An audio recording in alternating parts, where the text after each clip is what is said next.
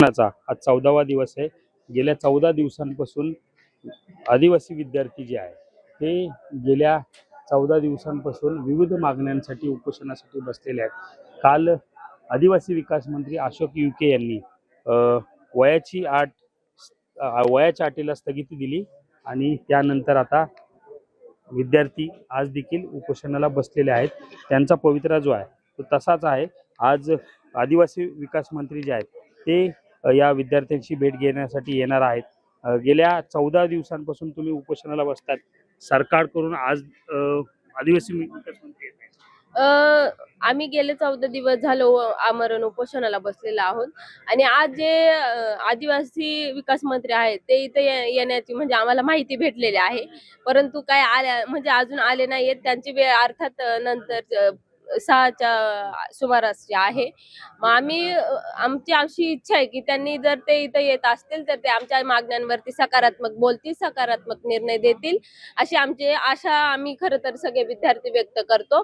आणि ज्या मागण्या त्या आमची एक मुख्य मागणी आहे ती म्हणजे 12,500 पदांची जी पदभरती आहे तिच्यावरती पण सकारात्मक निर्णय देऊन ती मागणी सोडवण्याकडे वाटचाल करतील आणि आम्हाला देखील तसा विश्वास म्हणजे दिला जाईल त्यांच्याकडून अशी आम्ही आशा व्यक्त करतो। काल वयाच्या अटीला स्थगिती देण्यात आलेली आहे, त्याच्यामध्ये समाधानी आहात? काय नेमकं ते वयाच्या अटीला त्यांनी म्हणजे स्थगिती दिली। ते असं बोललेले नाहीत की वयाची अट रद्द केली गेली आहे। तर आमची अशी मागणी आहे आता की जर तुम्ही आमच्या म्हणजे ती स्थगिती दिली तर ते पुन्हा कधी पण चालू करू शकतात।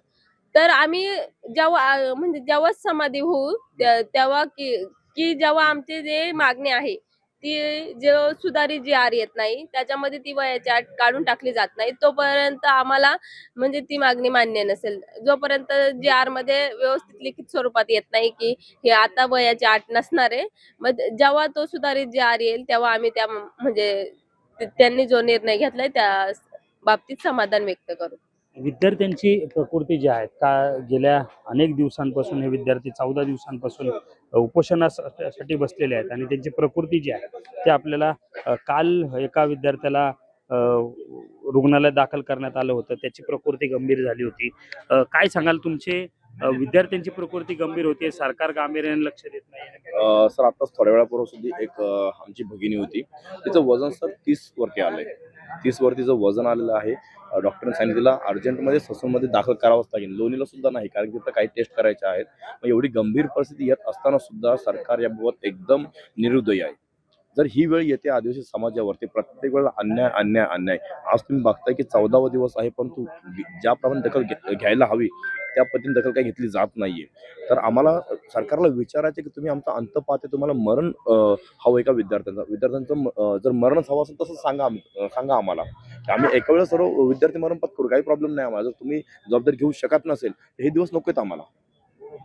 आपण जर पाहिलं तर हे अशा पद्धतीने विद्यार्थी जे आहेत ते आंदोलनासाठी बसलेले आहेत। काय सांगाल, तुम्ही इथं उपोषणाला बसलायत, आई वडिलांना काळजी वाटते सगळ्या गोष्टींची? हो, सगळ्याच आई वडिलांना आम्ही इथे जिथे बसलेलो आहोत मम्मी पप्पांचे फोन येत आहेत, काय बोलले मंत्री त्यांचे ते पण घरी न्यूज बघत असतात। आणि आता आमच्या गावाकडे पण मोर्चा काढलेला आहे म्हणजे सगळ्या लोकांनी वगैरे।